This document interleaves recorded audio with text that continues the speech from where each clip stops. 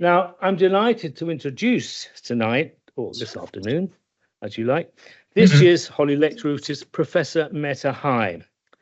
Mette joined us in St Andrews in 2014, and she brought with her a range of regional and substantive interests, from her work on the Mongolian gold rush, which formed the basis of a 2008 Cambridge thesis, to her study of ethical sensibilities and economic transformation in resource extraction in Colorado in the States. More recently, she's focused on finance moralities and environmental politics in the global oil economy.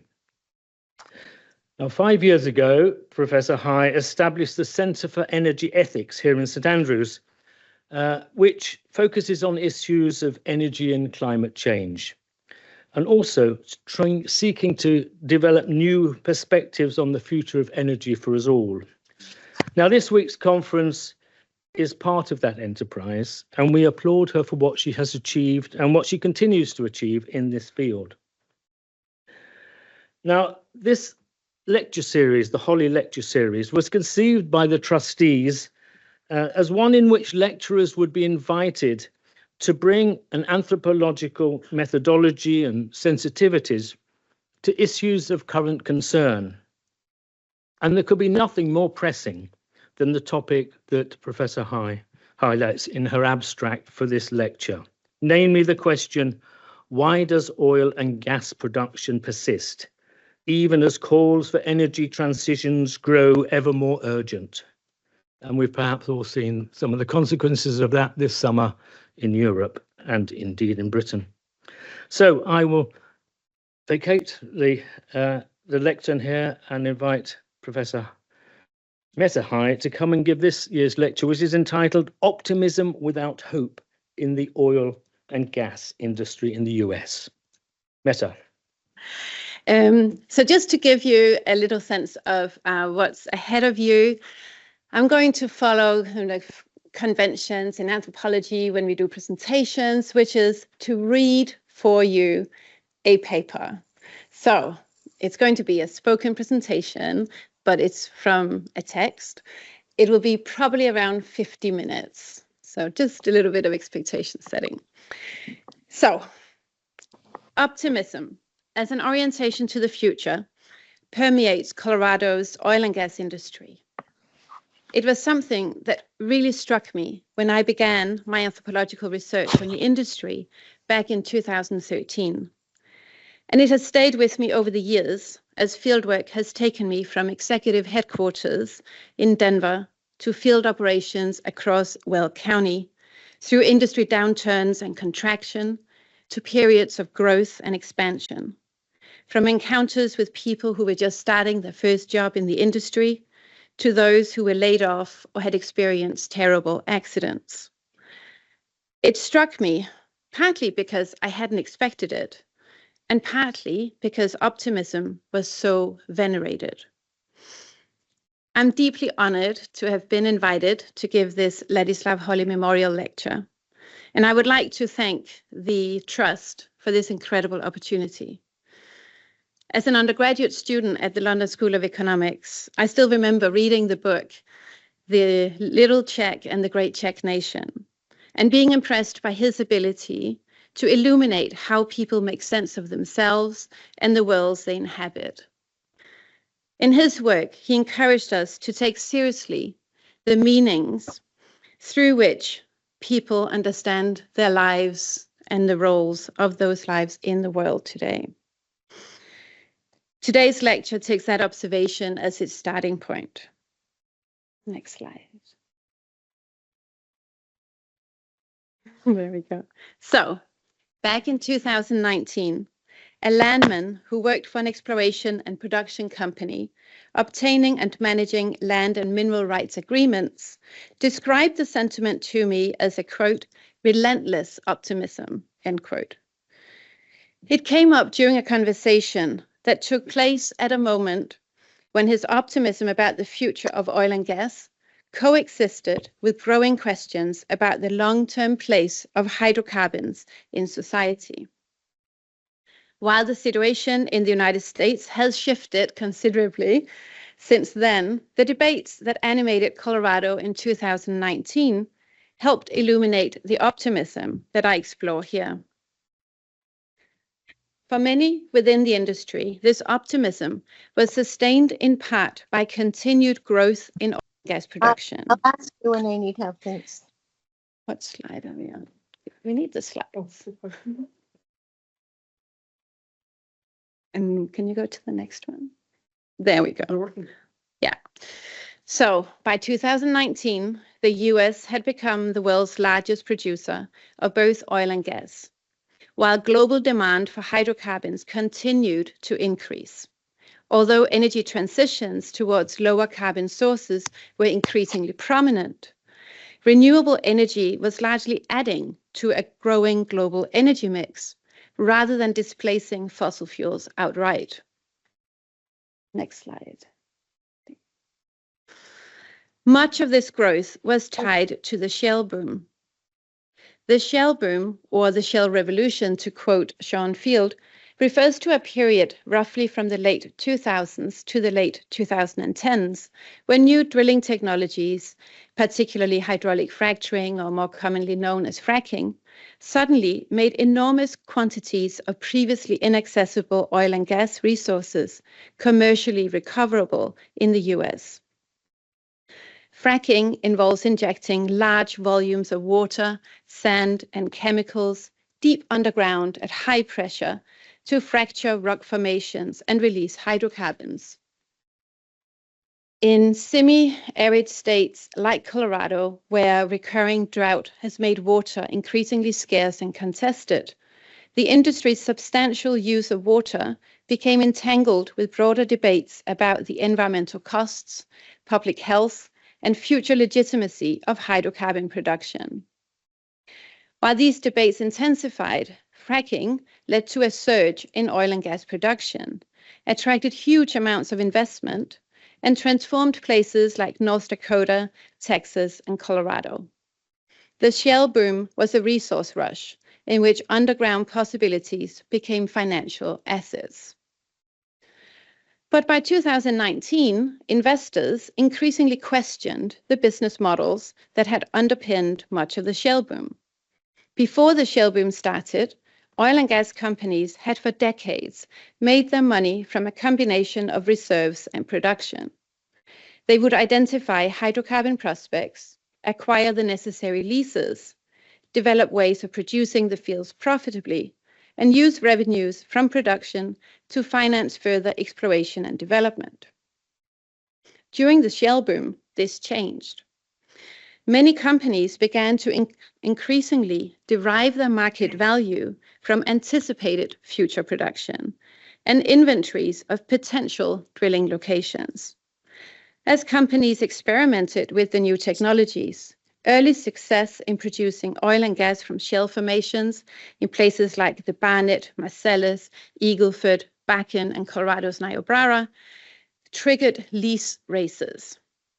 Oil and gas acreage became extraordinarily valuable, and companies rushed to secure lease positions before their competitors.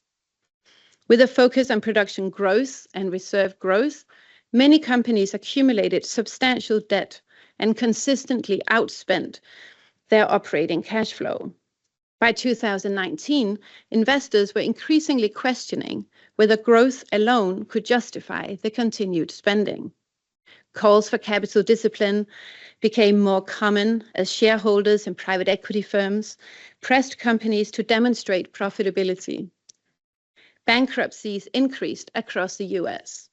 42 exploration and production companies entered bankruptcy during 2019 alone, marking a sharp increase from previous years and reflecting years of volatility and financial restructuring throughout the sector.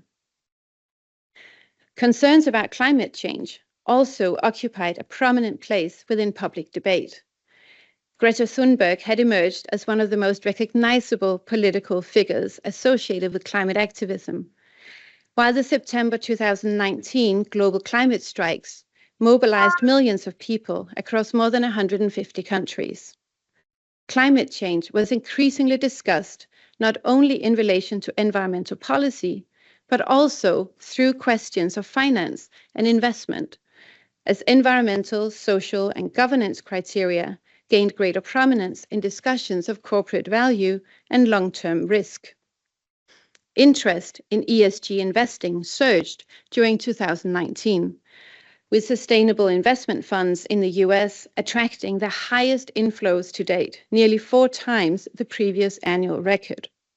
So climate risk increasingly came to be understood as also a financial risk.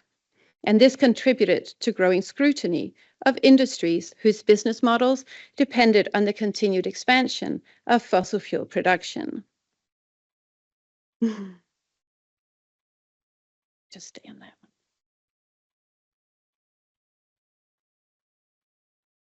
Colorado became an important site in which these broader concerns led to new forms of political action and regulatory change. Earlier that year, the state passed Senate Bill 181, a bill that expanded local authority over oil and gas development and reoriented state regulation towards greater protection of public health, safety, welfare, and the environment. Across the Front Range, public hearings on drilling and development drew large crowds, brought about passionate testimony, and attracted much media attention. At these hearings and in other political arenas, industry lobbyists, elected officials, and community members debated what the changing political landscape might mean for the future of hydrocarbon production in Colorado. These debates were further amplified by the state's increasingly ambitious climate objectives. In 2019, a House bill established statewide greenhouse gas reduction targets through 2050. While this legislation did not directly limit oil and gas production, it positioned emissions reduction and decarbonization as central priorities of state policy, contributing to growing debates about Colorado's energy transition. So it was against this backdrop of continued growth in oil and gas production and intensifying opposition that my interlocutor, the landman, commented how in the oil and gas industry, quote, "we have this relentless optimism," end quote. The company he worked for was under growing investor pressure to improve returns. Access to capital was tightening, and the company's stock had underperformed for years. Rumors circulated that the company was probably going to be acquired by a larger operator, which would likely lead to job losses. My interlocutor was worried about this potentially being his last job, putting an end to a long career that had started in North Dakota several decades earlier. Reflecting on the prospect of unemployment, he paused before contemplating other job opportunities within the industry. He knew of a small startup that could perhaps use a landman. It was headed by a young CEO whom he described as, quote, "the kind of guy who just makes stuff happen," end quote. And there was, of course, also the question of who might be taking over the company he currently worked for, and whether they would perhaps need someone with his local knowledge and experience. As he weighed these possibilities, he never suggested that the industry itself was coming to an end. On the contrary, he took it for granted that oil and gas in Colorado would continue, and that opportunities would emerge somewhere. The uncertainty concerned where he might fit within that future, not whether such a future would exist. His optimism was a commitment to the premise that the industry's story was not over. Companies might be acquired, jobs lost, and fortunes reversed, but oil and gas remained imagined as a durable presence in the state, extending beyond the fates of individual workers and companies. This confidence in the industry's longevity gave optimism its distinctive meaning.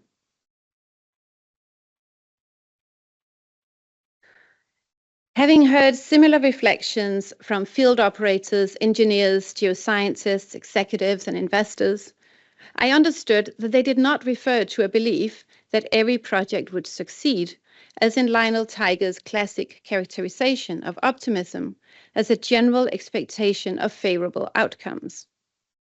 The same interlocutors who described themselves as optimists feared divorce, worried about their finances, agonized over their children's futures, and were openly doubtful about the direction of politics. Their optimism was not a general outlook on life, but rather attached specifically to the future of the industry in Colorado. As such, their optimism could perhaps be seen as an iteration of techno-optimism, a term that is often used to describe a confidence in technological change as the primary driver of human flourishing. After all, the shale boom had itself been accompanied by considerable hope and hype surrounding technological innovation, with the introduction of hydraulic fracturing and horizontal drilling, widely believed to have fundamentally reshaped the industry's future. While many of my interlocutors were indeed emphatically enthusiastic about technological innovation, they did not share the conviction, common in accounts such as Matt Ridley's on The Rational Optimist, that technological innovation alone would secure a desirable future. Echoing the work of Sarah Pink on Imagined Technological Futures, my interlocutors' engagements with technological change were more contingent and contested than dominant narratives of technological progress typically suggest. They routinely criticized management decisions, abandoned drilling prospects, rejected acquisitions, and walked away from partnerships that failed to meet their expectations. Yet optimism remained a quality they embraced in themselves and admired in one another. So it rested less on general expectations of favorable outcomes or faith in technological innovation than on the conviction that oil and gas would continue to furnish a future in the state. So what interests me here is less that people describe themselves as optimistic than the significance they attached to optimism. I will argue that the optimism I encountered in Colorado's oil and gas industry points towards a distinctive orientation to the future, one that is rooted less in aspirations for an alternative world than in confidence in continuity. Understanding this form of optimism requires thinking about its relationship to hope. While hope is frequently associated with aspirations for alternative futures, the optimism I encountered in Colorado's oil and gas industry was rooted in confidence that the future would remain recognizably hydrocarbon. But why was this particular form of optimism so relentless? I will secondly argue for optimism to be understood not only as an orientation to the future, but also as a moral value. Among my interlocutors, optimism was not simply a way of imagining what might come next. It was also a quality through which people judged themselves and others. And third, I will suggest that attending to the moral valence of optimism sheds light more broadly on how capitalist worlds are sustained through commitments to continuity. So taken together, I will suggest that optimism is not only a way of imagining the future, it is also a moral orientation through which people become attached to, remain committed to, and seek to preserve particular worlds.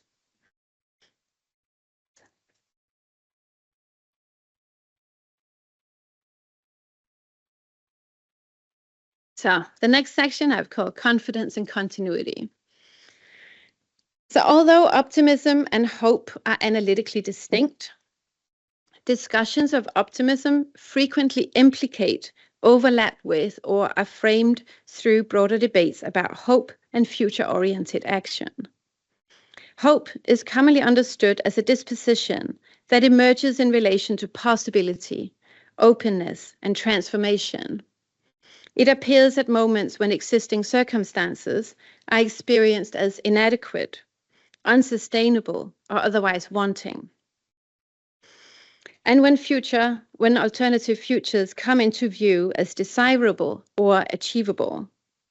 Hope points towards a future that has not yet arrived, one that may depart significantly from the present. Whether in Ernst Bloch's writings on utopian possibility, Jonathan Lear's reflections on radical hope, or Terry Eagleton's defense of hope amidst political uncertainty, hope derives much of its analytical force from the proposition that the world could become otherwise. This understanding of hope has proved especially compelling in recent decades. Anthropological engagements with hope have surfaced amid climate change, widening inequalities, democratic uncertainties, political polarization, and the resurgence of authoritarian and populist movements in many parts of the world. At the same time, these engagements with hope have emerged in dialogue with internal debates in anthropology concerning anthropology's own political and ethical orientations. In an important intervention, Joe Robbins has argued that anthropology's long-standing preoccupation with suffering, domination, violence, and inequality has produced an asymmetrical understanding of social life. In his call for a, quote, anthropology of the good, end quote, Robbins encourages anthropologists to attend also to how people strive to create what they consider as worthwhile, meaningful, and good in their lives. Within this broader intellectual context, hope has offered a language for thinking about agency, aspiration, and future possibility. Underpinning much of this scholarship is a shared sentiment that politically meaningful futures are futures that depart from the present. The future derives significance from the possibility of transformation. Eagleton's distinction between hope and optimism brings this approach into especially sharp focus. For Eagleton, hope possesses ethical and political significance because it does not depend upon favorable odds. One hopes when confronted with difficult circumstances and uncertainty. Hope remains meaningful because it sustains commitment even when the future appears bleak. Optimism, by contrast, appears as a comparatively thin disposition, quote, simply a quirk of temperament, end quote. A general expectation that things are likely to turn out well. So whereas hope derives moral force from its confrontation with adversity, optimism underestimates obstacles and evades tragedy. It therefore fails, in Eagleton's view, to take despair sufficiently seriously. Although optimism has received far less scholarly attention than hope, the rare anthropological engagements with optimism often reproduce many of the assumptions that have made hope such an attractive concept. In a recently published edited volume titled Anthropological Optimism, Anna Willow argues for optimism as a mode of engagement with contemporary challenges and as a commitment to positive social and environmental change. Optimism appears as a commitment to the creation of more just futures. As Willow writes, anthropology has long been concerned with making alternatives visible and demonstrating that they can be within our reach. Optimism in this account becomes thus what she calls, quote, a mode of resistance, end quote, helping us bring into being a future that can be better for everyone. In these accounts, optimism becomes increasingly bound up with particular visions of desirable futures. If optimism derives its moral and political significance from associations with resistance, sustainability, or social transformation, then some forms of optimism inevitably appear more compelling than others. In his contribution to Willow's volume, Daniel Knight reflects on conversations with colleagues, noting a discomfort when he presents entrepreneurial or business-oriented forms of optimism. Such orientations can appear a bit awkward within frameworks that associate optimism with emancipation, environmental responsibility, or social justice. The issue, in other words, is what kind of future optimism seeks to realize.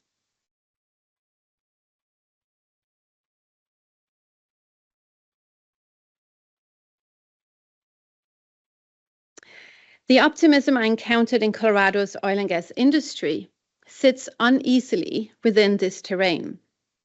it was not organized around aspirations for a future beyond hydrocarbons, nor was it attached to visions of social, economic, or environmental transformation that displaced fossil fuels.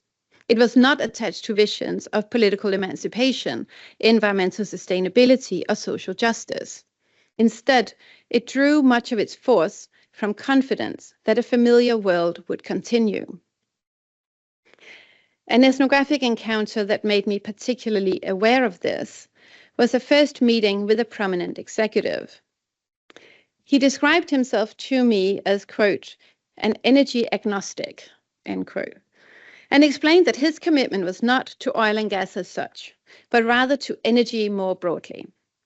If renewable energy, nuclear, or some future innovation proved more capable of meeting society's needs than hydrocarbons, then, he said, he would absolutely support them. He presented himself as a steward of innovation, someone committed to identifying opportunities, adapting quickly to changing circumstances, and cultivating the agility required by dynamic energy markets. Yet, as our conversation unfolded, this apparent openness repeatedly gave way to a different claim, that hydrocarbons would remain indispensable to everyday life for the foreseeable future. Renewable energy technologies, he argued, suffered from fundamental limitations of energy density, with repercussions for scale and cost. As I've discussed elsewhere, the innovation of renewables was presented as, quote, factually impossible, end quote. The limitations of intermittency, storage, cost, and scale were presented as not merely technical obstacles, but as fundamental constraints that rendered a post-hydrocarbon future implausible. For him, oil and gas, by contrast, were the enablers that made current livelihoods possible. And petrochemical products had found their way into countless materials of contemporary life as lubricants, solvents, adhesives, fertilizers, pharmaceuticals, plastics, and more. The future, as he imagined it, would be driven forward through technological innovation. What it would not involve was the displacement of hydrocarbons from the central place in contemporary society. Admittedly oblivious to the social cues of the moment, I excitedly mentioned efforts to develop alternatives to petrochemical products. I listed all kinds of innovations, including plant-based materials used in place of conventional plastics, photovoltaic cells that were so close to transparency that they could be incorporated into glass, thereby turning windows into electricity generators. Rather than leading to a techno-optimistic discussion about future possibilities anchored in technological innovation, my examples appeared to reinforce his confidence in the limits of such alternatives. These innovations, he suggested to me very sternly, succeeded primarily as, quote, feel-good solutions, end quote. As solutions that appeal to people who wish to imagine a post-hydrocarbon future, but left untouched the deeper realities of production, consumption, and material demand. As he became increasingly assertive, I found myself with a distinct impression that what he objected to was not innovation itself, but the suggestion that the hydrocarbon future might not be guaranteed.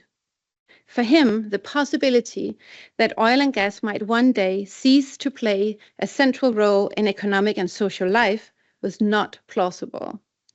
What concerned him was what he saw as a failure to recognize how deeply hydrocarbons remained woven into everyday life, and indeed the fundamental role that his industry had played and continued to play in enabling this. Reflecting on the exchange afterwards, I realized that this was not a disagreement between optimism and skepticism, nor was it a disagreement between innovation and tradition. My interlocutor celebrated innovation. He regarded technological change, entrepreneurial experimentation, and continual improvement as essential features of economic life. What he resisted was the proposition that these processes could point towards a fundamentally different future. Where much of the scholarship on hope and optimism associate future-oriented action with the possibility of alternative worlds, my interlocutor located opportunity, innovation, and progress within an enduring hydrocarbon one. At first glance, my interlocutors might seem to fit Eagleton's characterization of optimism rather well. Many remained remarkably optimistic about the future of hydrocarbons, despite growing political opposition, environmental activism, and financial scrutiny. In this respect, they did not appear to take despair particularly seriously. Yet Eagleton ultimately dismisses optimism as little more than a, quote, quirk of temperament, end quote, which sits uneasily with a form of optimism that people actively cultivated and celebrated. The people with whom I did fieldwork frequently spoke of optimism as something desirable, something to be admired in oneself and in others. While optimism certainly expressed confidence in the future of hydrocarbons, it was also more than this. It had acquired a broader social and moral significance. And to understand why requires moving beyond questions of futurity and examining the place optimism occupied within social life. The next section I've called Optimism as Moral Value. So in my fieldwork, conversations about oil and gas often extended well beyond immediate concerns and into broader discussions about the material conditions of everyday life. While it was sometimes part of justificatory narratives, especially if I began to raise more critical questions, other times it emerged without apparent prompts. A memorable instance occurred one day when I was having lunch with a crew drilling new wells in rural Colorado. Over burritos and iced tea, the conversation was flying. One moment we talked about a crew member's new car, the next it was about a public hearing on oil and gas development where security guards had intervened. A young driller in his late 20s unexpectedly shifted into a broader reflection prompted by the topic of the hearing. For him, a fundamental issue was at stake. How could people oppose an industry that remained so important to everyday life? And not just to life in Colorado, but across the world. He described how in many parts of the world, people relied on charcoal, firewood, and dung for cooking and heating. He looked across the room at the food on our table, then at us all, shaking his head as he continued. He lamented the demanding labor involved in gathering these materials and how the resulting indoor air pollution contributed to respiratory diseases and premature death. In his view, access to natural gas could reduce these burdens. Electricity could allow children to study after dark, while diesel-powered generators could help rural clinics refrigerate medicines, operate equipment, and provide more dependable forms of care. Oil and gas, in his account, were inseparable from the possibility of a better life globally. Rather than imagining an alternative future, he imagined extending the material conditions of life that he regarded as valuable and familiar to places where access to them remained limited. Listening to him, I was struck by the extent to which discussions of oil and gas became linked to broader narratives about improving people's lives. The future of oil and gas was framed less in terms of market expansion and profitability than in terms of well-being and human flourishing. For this interlocutor, what mattered was not only that hydrocarbons would continue to exist, but that they would continue to provide what he saw as tangible benefits for others.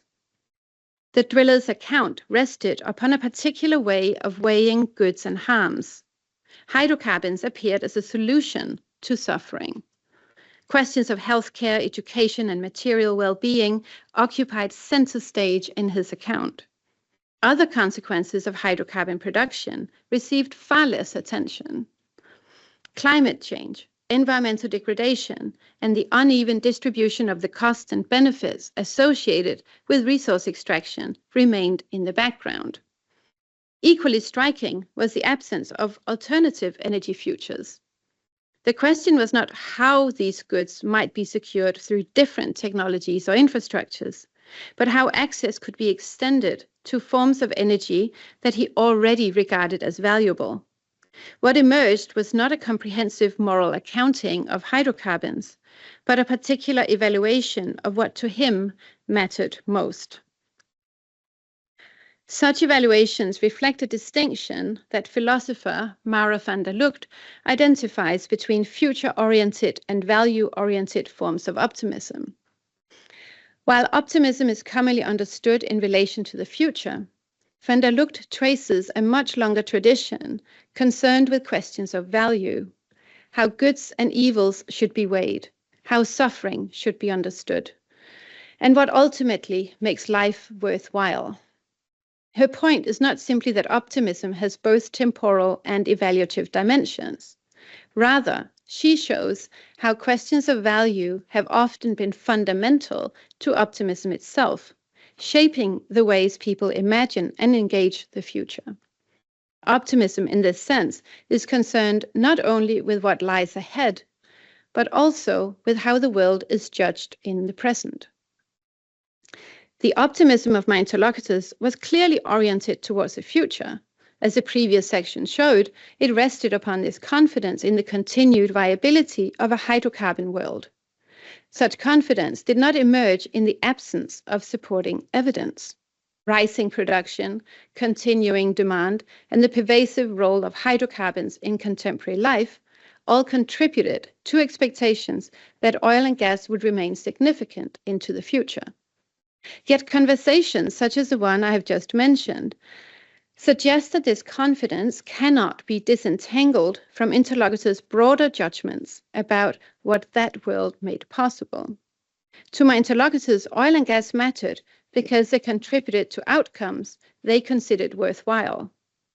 Confidence in a hydrocarbon future was thus intertwined with evaluations of that future as good, responsible, and beneficial.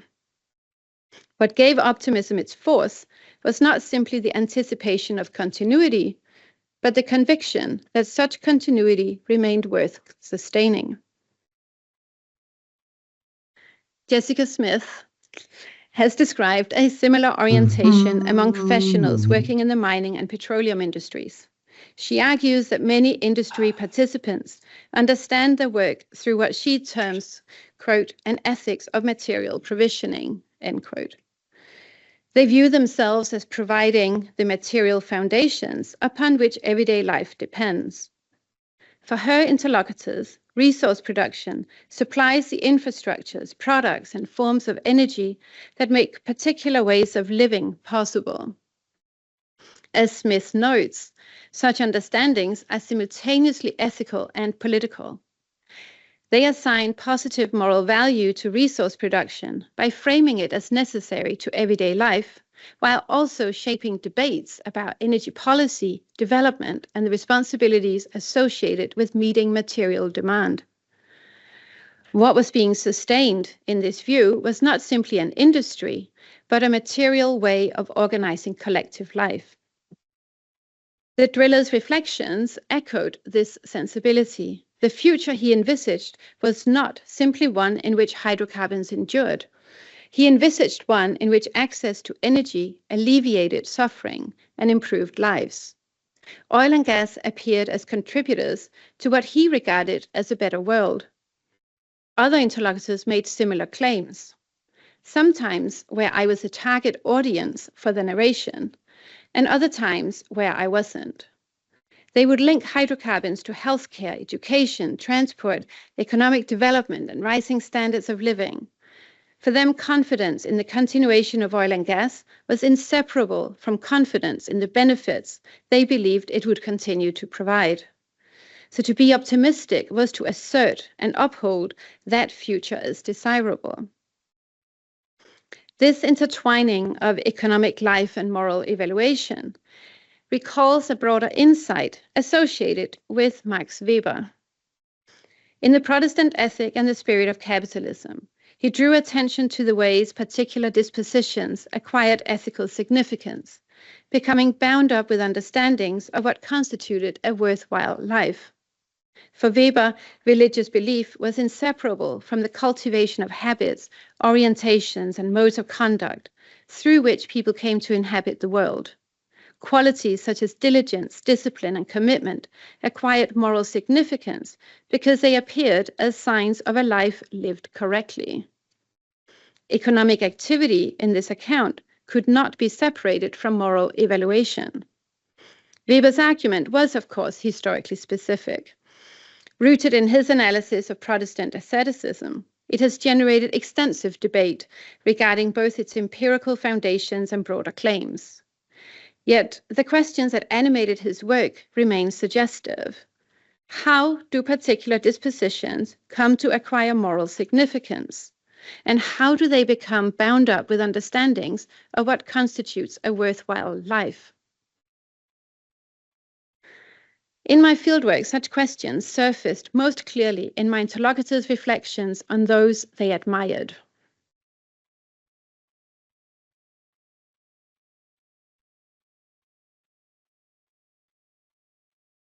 These reflections often turn to the industry's own historical figures and founding narratives, revealing the qualities and dispositions that had come to acquire enduring moral significance. Foremost among these figures were the industry's pioneering wildcatters, the independent prospectors who undertook the risky and expensive task of drilling exploratory wells in unproven territory. As I've discussed elsewhere, those remembered most fondly within industry narratives today are those whose perseverance was ultimately rewarded with discovery. The countless unsuccessful ventures that characterized early oil exploration form the backdrop against which these figures are celebrated. What is admired and emphasized is not simply the discovery of oil itself, but the willingness to embrace uncertainty, persist despite failure, and continuing to pursue opportunities where success is far from guaranteed. These wildcatters continue to flourish as, quote, moral exemplars, end quote, from Caroline Humphrey's work, whose stories shape how entrepreneurial conduct is understood within the industry today. The industry's contemporary Wildcatter of the Year award reflects the enduring significance of these ideals, celebrating entrepreneurial boldness, innovation, success, and the forms of service presented as benefiting society more broadly. Seen in this light, optimism acquired moral significance because it signaled commitment to a world that many interlocutors regarded as good, responsible, and worth sustaining. It was reinforced through stories about the industry's past as much as through confidence in its future. Narratives of pioneering wildcatters, entrepreneurial discovery, and technological innovation linked contemporary optimism to a longer celebration of perseverance and achievement, allowing optimism itself to appear as a virtuous way of inhabiting uncertainty. The next section is called Sustaining Capitalist Worlds. So how do worlds that are regarded as good and worth sustaining continue to command commitment? This question invites consideration of the broader economic and moral dynamics through which particular futures come to be sustained. In the book titled The New Spirit of Capitalism, Luc Boltanski and Yves Tiepello argue that capitalism depends upon more than the pursuit of profit alone. Capitalist projects require commitment, and such commitment cannot be secured through material incentives alone. Participation becomes intertwined with moral justifications that render economic activity not only legitimate, but also meaningful. They suggest that capitalism continually draws upon broader values and aspirations, incorporating promises of autonomy, creativity, innovation, and self-realization into narratives that motivate participation. These narratives are important because they help explain why people remain attached to and invested in particular forms of economic life. Economic activity becomes linked to conceptions of the common good, allowing participants to understand their work as contributing to outcomes that extend beyond profit alone. Here, quote, the common good does not refer to a single shared vision of society, but to the broader moral narratives through which economic activity becomes associated with ideas of progress, opportunity, prosperity, and collective well-being. The optimism I encountered in Colorado acquired much of its force within such narratives. It was actively cultivated through accounts of historical entrepreneurship, celebrations of economic success, and technological experimentation that linked capitalist success to socially valued ends.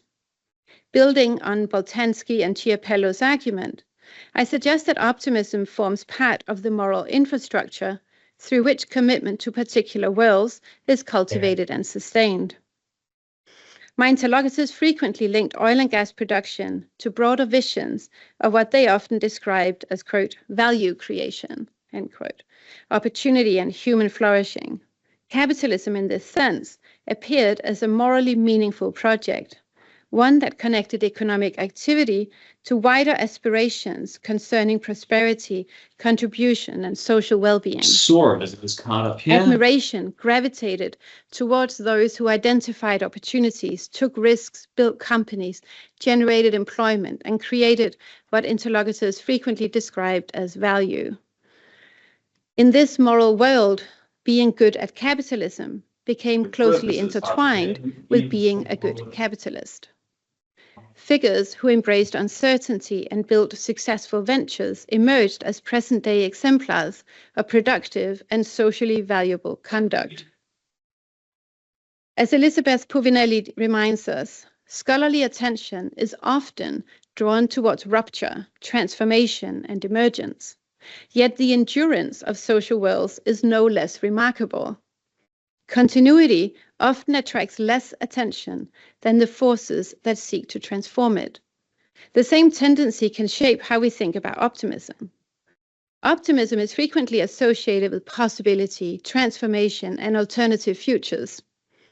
The ethnographic material I've presented here points in a different direction. Among my interlocutors, optimism became bound up with the continuation of a world that they wished to maintain. Rather than pointing towards transformation, optimism became implicated in continuity. This emphasis on continuity also recalls Laurent Bellant's observation in Cruel Optimism, that optimism is fundamentally a relation of attachment to objects, projects, and forms of life that are desired in the present. Among my interlocutors, optimism attached people not only to future possibilities, but also to a hydrocarbon world they sought to preserve. These attachments were closely bound up with how people understood their place in the world and the lives to which they aspired. They were sustained by a moral vision of capitalism in which entrepreneurial risk-taking, innovation, and resource development appeared not simply as mechanisms of wealth creation, but as contributions to a broader social good.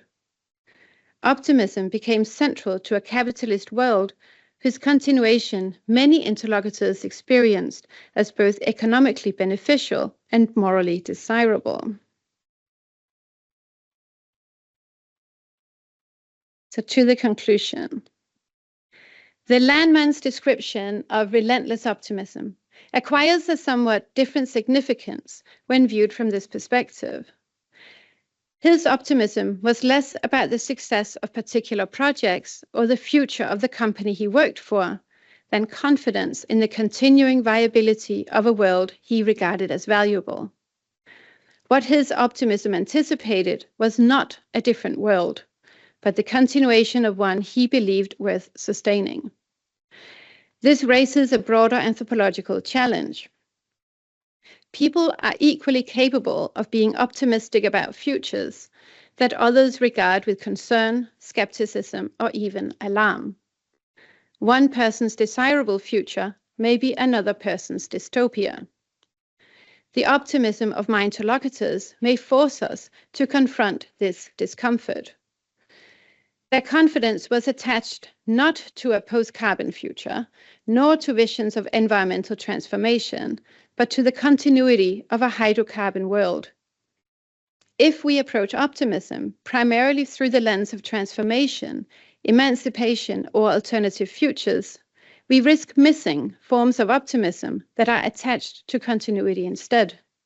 We risk misunderstanding not only what optimism is, but also why existing worlds continue to command commitment, attachment, and confidence.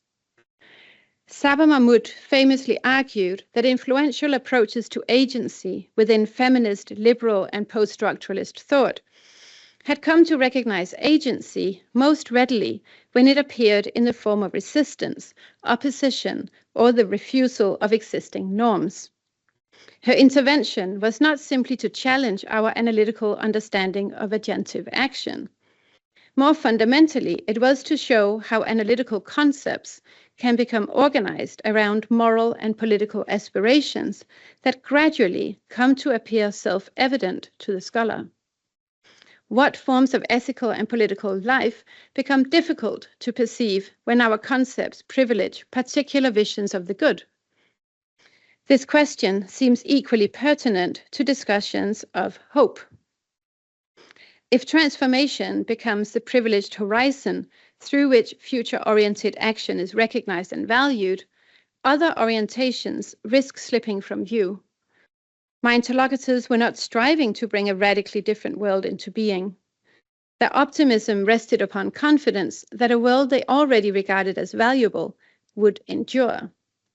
Following Mahmood, I suggest the challenge is not to reject hope, but to examine the assumptions that have become folded into it. At a moment when the persistence of fossil fuel capitalism and the broader resurgence of illiberal and authoritarian politics are often treated as puzzles requiring explanation, it becomes especially important to attend to the ways continuity itself can be experienced by those we study. Otherwise, we risk becoming adept at understanding aspirations for change, while remaining surprisingly ill-equipped to understand why existing worlds continue to command loyalty, attachment, and moral conviction. Ideas about the future are never merely predictions about what will happen. They are also ways through which people understand their place in the world and the lives to which they aspire. The task of anthropology is not to determine which futures deserve optimism and which do not. It is to understand how particular futures come to matter, how they come to be experienced as valuable, and why they inspire confidence in those who inhabit them. It's often easier to dismiss the optimism of those whose political commitments, moral visions, or preferred futures differ from our own than to understand it. Yet anthropology asks us to resist that temptation. Thank you.